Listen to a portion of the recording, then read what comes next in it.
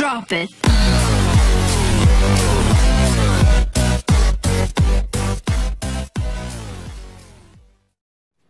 Hi friends, ಎಲ್ರಿಗೂ ನಮಸ್ಕಾರ. ನೀವಿನ್ನೂ ನನ್ನ ಚಾನಲ್ ಸಬ್ಸ್ಕ್ರೈಬ್ ಆಗಿಲ್ಲ ಅಂದರೆ ಪ್ಲೀಸ್ ಸಬ್ಸ್ಕ್ರೈಬ್ ಆಗಿ, ಹಾಗೆ ಪಕ್ಕದಲ್ಲಿರುವಂಥ ಬೆಲ್ ಐಕನನ್ನು ಪ್ರೆಸ್ ಮಾಡಿ. ಸೊ ಈ ವಿಡಿಯೋ ಇಷ್ಟ ಆದರೆ ಲೈಕ್ ಮಾಡಿ, ಶೇರ್ ಮಾಡಿ. ಇವತ್ತಿನ ಒಂದು ಟಾಪಿಕ್ ಏನಂದರೆ, ಹೆಣ್ಮಕ್ಳಲ್ಲಿ 9 ತಿಂಗಳು ಗಂಟ ನಾವು ನಮ್ಮ ಮಗುಗೋಸ್ಕರ ಕಾತರ ಪಡ್ತಾ ಇರ್ತೀವಿ. ಅದರಲ್ಲೂ 9ನೇ ತಿಂಗಳು ಸ್ಟಾರ್ಟ್ ಆಯಿತು ಅಂದರೆ ಯಾವಾಗ ಹೆರಿಗೆ ಆಗುತ್ತೆ, ಅದ್ರ ನೋವೇನು, ಅದ್ರ ಪೇಯ್ನ್ ತಡ್ಕೋಬೋದಾ, ಅದು ಯಾವ ರೀತಿ ಇರುತ್ತೆ.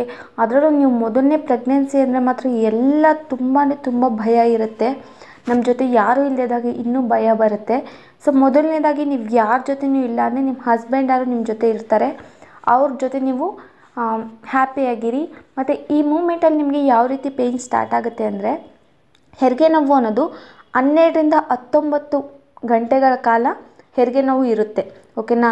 ಇದು ಗರ್ಭನಾಳದ ಒಂದು ಕೆಳಭಾಗಕ್ಕೆ ಮಗು ಇಳಿದಾಗ ಹೆರಿಗೆ ನೋವು ಶುರುವಾಗುತ್ತೆ. ಇದು ಗರ್ಭಾಶಯದ ಕೆಳಗಡೆ ಭಾಗವನ್ನು ನಾವೇನಂತ ಕರಿತೀವಿ ಅಂದರೆ ಸರ್ವಿಸ್ಕ್ ಅಂತ ಕರಿತೀವಿ. ಆ ಮಗು ಕೆಳಗಡೆ ಬರುವಾಗ ತೆಳುವಾದ ಪದರ ಏನಿರುತ್ತೆ, ಆ ಸರ್ವಿಕ್ಸ್, ಅದು ಹೆಲ್ಪ್ ಮಾಡುತ್ತೆ. ಆಗ ಮಗುಗೆ ಕೆಳಗಡೆ ಬರೋದಕ್ಕೆ ಸ್ವಲ್ಪ ಹೆಲ್ಪ್ ಆಗೋದ್ರಿಂದ ತಾಯಿಗೆ ಹೆಚ್ಚು ನೋವಾಗೋ ಚಾನ್ಸಸ್ ಇರುತ್ತೆ. ಹೆಚ್ಚು ನೋವು ಅಂದರೆ ದಯವಿಟ್ಟು ಭಯ ಪಡ್ಕೋಬೇಡಿ. ಏನಂದರೆ ಈ ಟೈಮಲ್ಲಿ ಸ್ವಲ್ಪ ನಿಮಗೆ ಪೇಯ್ನ್ ಆಗ್ತಾ ಇರುತ್ತೆ. ನಿಮ್ಮ ಬೆನ್ನು ನೋವು ಬರೋದಾಗಿರ್ಬೋದು, ಈ ರೀತಿ ಕೆಲವೊಂದು ನೋವುಗಳು ಬರ್ತಾ ಇರುತ್ತೆ. ಮತ್ತು ಈ ನೋವು ಯಾವ ರೀತಿ ಇರುತ್ತೆ ಅಂತ ನೆಕ್ಸ್ಟ್ ಹೇಳ್ತಾ ಹೋಗ್ತೀನಿ, ನೋಡ್ತಾ ಇರಿ. ನಿಮಗೆ ಆ ಸರ್ವಿಕ್ಸಲ್ಲಿ ಸರಿಸುಮಾರು ಒಂದು 6 ಸೆಂಟಿಮೀಟರ್ ಅಷ್ಟು ಅಗಲ ಆಗುತ್ತೆ. ಯಾಕಂದರೆ ಮಗು ತಲೆ ಈಚೆ ಬರಬೇಕಲ್ಲ, ಅದು ಆ ಪೇಯ್ನ್ ಏನಿದೆ ಅದು 30ರಿಂದ 45 ಸೆಕೆಂಡು ಪೇಯ್ನ್ ಬರುತ್ತೆ. ಮತ್ತು ಒಂದು 5-10 ನಿಮಿಷ ಆದಮೇಲೆ ಮತ್ತೆ ಕಡಿಮೆ ಆಗಿಬಿಡುತ್ತೆ. ಹಾಗೆ ಒಂದು 5-10 ನಿಮಿಷಕ್ಕೂ ಮತ್ತೆ ಪೇಯ್ನ್ ಬರ್ತಾ ಹೋಗುತ್ತೆ. ಸ್ವಲ್ಪ ಜಾಸ್ತಿ ಆಗ್ತಾ ಇರುತ್ತೆ. ಅಲ್ಲದೆ ಈ ಹಂತದಲ್ಲಿ ಸ್ವಲ್ಪ ನಿಮಗೆ ಬ್ಲೀಡಿಂಗ್ ಆಗೋವಂಥ ಚಾನ್ಸಸ್ ಇರುತ್ತೆ. ಬ್ಲಡ್ ಕೂಡ ಬ್ಲೀಡಿಂಗ್ ಆಗ್ತಾ ಇರುತ್ತೆ. ಭಯ ಪಡ್ಕೋಬೇಡಿ. ಈ ಸಮಯದಲ್ಲಿ ಹೆಚ್ಚಾಗಿ ನಿಮಗೆ ಬ್ಯಾಕ್ ಪೇಯ್ನ್ ತುಂಬ ಬರುತ್ತೆ ಫ್ರೆಂಡ್ಸ್. ಮತ್ತು ಅಷ್ಟೇ ಅಲ್ಲದೆ ನೀವು ಹೆಚ್ಚಾಗಿ ಗಾಬರಿ ಪಡ್ಕೋಬಾರ್ದು. ಮತ್ತು ನಿಮಗೆ ನಾರ್ಮಲ್ ಡೆಲಿವರಿ ಆಗಬೇಕು ಅಂದರೆ ನಿಮ್ಮ BP ಆಗಿರ್ಬೋದು, ಶುಗರ್ ಆಗಿರ್ಬೋದು, ಎಲ್ಲ ಕಂಟ್ರೋಲ್ ಆಗಿರಬೇಕು. ಮತ್ತು ಈ ಟೈಮಲ್ಲಿ ಕೆಂಪು ಮತ್ತು ಕಂದು ಬಣ್ಣದಲ್ಲಿ ಮೂತ್ರ ವಿಸರ್ಜನೆ ಆಗ್ತಾ ಇರುತ್ತೆ. ಮತ್ತು ನೀರು ಕೂಡ ಹೋಗುತ್ತೆ.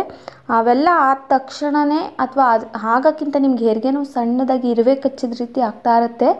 ಆವಾಗಲೇ ನೀವು ಡಾಕ್ಟ್ರ್ ಅಥವಾ ನಿಮ್ಮ ಹಾಸ್ಪಿಟಲ್ ಏನಿದೆ ಅಲ್ಲಿಗೆ ದಯವಿಟ್ಟು ಫಸ್ಟೇ ಹೋಗಿ.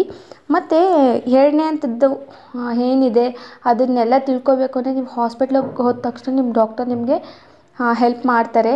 ಹೆರಿಗೆ ನೋವು ಅನ್ನೋದು ಏನು ಕಷ್ಟ ಅಲ್ಲ ಫ್ರೆಂಡ್ಸ್, ತಡ್ಕೋಬೇಕು.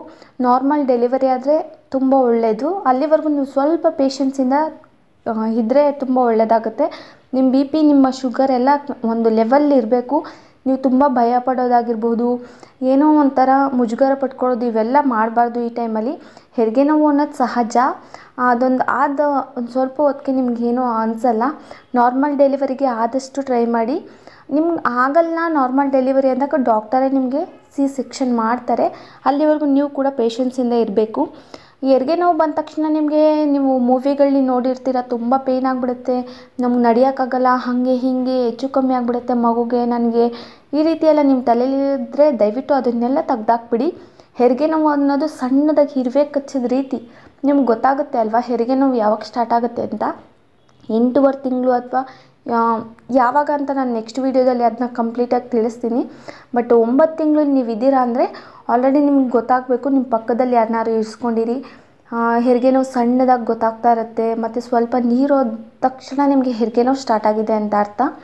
ಆದ ತಕ್ಷಣ ಕೆಲವೊಬ್ಬರಿಗೆ ಇನ್ನೊಂದು ತಿಳ್ಕೊಂಡಿರಿ, ಹೆರಿಗೆ ನೋವೇ ಬರಲ್ಲ, 9 ತಿಂಗಳಾದರೂ ಹೆರಿಗೆ ನೋವೇ ಬರಲ್ಲ ಅವ್ರಿಗೆ ಆವಾಗ ಒಂದು ಇಂಜೆಕ್ಷನ್ ಕೊಡ್ತಾರೆ, ಪೇಯ್ನ್ ಇಂಜೆಕ್ಷನ್, ಪೇಯ್ನ್ ಬರೋ ರೀತಿ. ಹಾಗೂ ಪೇಯ್ನ್ ಬರಲಿಲ್ಲ ಅಂದರೆ ಆವಾಗ ಕೂಡ ಸೆಕ್ಷನ್ ನಡೆಯುತ್ತೆ ಫ್ರೆಂಡ್ಸ್. ಆದಷ್ಟು ನೀವು ನಾರ್ಮಲ್ ಡೆಲಿವರಿಗೆ ಟ್ರೈ ಮಾಡಿ. ನಾರ್ಮಲ್ ಡೆಲಿವರಿ ಏನಿಲ್ಲ, ಒಂದು ದಿನ 2 ದಿನ ಕಷ್ಟಪಟ್ಟರೆ ಮುಗಿದೋಯ್ತು. ನಿಮಗೆ ನಾರ್ಮಲ್ ಆದರೆ ನಿಮ್ಗೆ ಯಾವ ಬ್ಯಾಕ್ ಪೇಯ್ನ್ ಏನೂ ಬರಲ್ಲ. ನೀವು ಸೆಕ್ಷನ್ ಆಗಿರೋರನ್ನ ಕೇಳಿ, ಬ್ಯಾಕ್ ಪೇಯ್ನ್ ಬಂದರೆ ಎಷ್ಟು ಕಷ್ಟ ಅಂತ ಅವರೇ ಹೇಳ್ತಾರೆ. ಏನಂದರೆ ನಿಮ್ಗೆ ಸ್ವಲ್ಪ ಟೈಮ್ ನೀವು ಅದಕ್ಕೋಸ್ಕರ ಸ್ಪೆಂಡ್ ಮಾಡಿಬಿಟ್ರೆ ನೀವು ಆರೋಗ್ಯವಾಗಿರ್ತೀರ, ಮತ್ತು ನಿಮ್ಮ ಮಗುನೂ ಕೂಡ ಆರೋಗ್ಯವಾಗಿರುತ್ತೆ ಅಂತ ಹೇಳ್ಬೋದು. ಸೊ ಇದಿಷ್ಟು ಹೆರಿಗೆ ನೋವು ಬಗ್ಗೆ. ನಿಮ್ಗೇನಾದ್ರು ಕನ್ಫ್ಯೂಷನ್ ಇದ್ದರೆ ಅಥವಾ ಭಯ ಪಡ್ಕೊಂಡಿದ್ರೆ ಇನ್ನೊಂದಷ್ಟು ವೀಡಿಯೋಗಳು ಮಾಡೇನೆ, ದಯವಿಟ್ಟು ಕಮೆಂಟ್ ಸೆಕ್ಷನಲ್ಲಿ ಕಮೆಂಟ್ ಮಾಡಿ. ನಾನು ಇನ್ನೊಂದಷ್ಟು ವೀಡಿಯೋಗಳು ಮಾಡ್ತೀನಿ. ಸೊ ಈ ವಿಡಿಯೋ ಅರ್ಜೆಂಟಲ್ಲಿ ಮಾಡಿದ್ರಿಂದ ಸ್ವಲ್ಪ ಬೇಜಾರಾಗ್ತಾ ಇದೆ. ನಾನು ಅವ್ರು ಅಷ್ಟೊಂದು ರಿಕ್ವೆಸ್ಟ್ ಕಳಿಸಿದ್ರು ನಾನು ವೀಡಿಯೋ ಮಾಡೋಕ್ಕಾಗಿರಲಿಲ್ಲ ಅಂತ ಅರ್ಜೆಂಟಲ್ಲಿ ಮಾಡ್ತಾಯಿದ್ದೀನಿ ಈ ವಿಡಿಯೋ. ಇನ್ನೊಂದಷ್ಟು ವೀಡಿಯೋಗಳು ಬೇಕು ಅಂದರೆ ದಯವಿಟ್ಟು ಕಮೆಂಟ್ ಸೆಕ್ಷನಲ್ಲಿ ಕಮೆಂಟ್ ಮಾಡಿ. ಸೊ ಈ ವಿಡಿಯೋ ಇಷ್ಟ ಆಗಿದೆ ಅಂತ ತಿಳ್ಕೊತೀನಿ. ಲೈಕ್ ಮಾಡಿ, ಶೇರ್ ಮಾಡಿ, ಸಬ್ಸ್ಕ್ರೈಬ್ ಆಗಿ. Thank you.